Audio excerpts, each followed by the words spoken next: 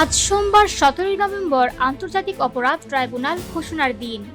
24 জুলাই অগাস্টে সংগঠিত মানবতা বিরোধী অপরাধের মামলায় গণঅভ্যুত্থানের পর পতিত প্রধানমন্ত্রী শেখ হাসিনার শাস্তি সংক্রান্ত রায় আজ ঘোষণা করা হবে। এই রায়কে কেন্দ্র করে ঢাকায় নতুন এক কর্মসূচি চোখে পড়েছে। ধানমন্ডি 32-এর দিকে বুলডোজার নিয়ে মিছিল বের হয়েছে, যার নেতৃত্ব দিচ্ছেন ঢাকা কলেজের শিক্ষার্থীরা।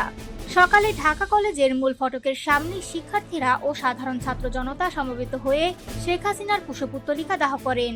এরপর বুলডোজার মিছিল শুরু হয়। মিছিলে শিক্ষার্থীরা বিভিন্ন স্লোগান দেয়, যেমন দড়ি লাগলে দড়ি নে, হাসিনারে ফাঁসি দে, ফাঁসি চাই, ফাঁসি চাই, খুনি হাসিনার ফাঁসি চাই।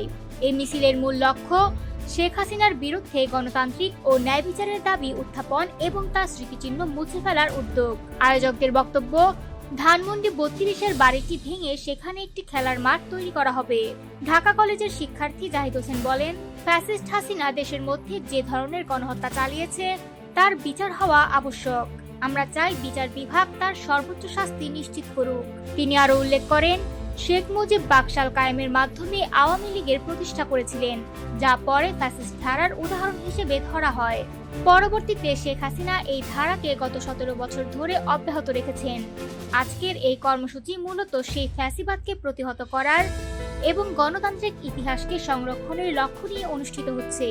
ধানমন্ডি 32-এর বাড়িকে বুলডোজারের মাধ্যমে নির্মূল করা হবে একটি প্রতীকী পদক্ষেপ, যা ইতিহাসে নতুন অধ্যায় হিসেবে চিহ্নিত হবে।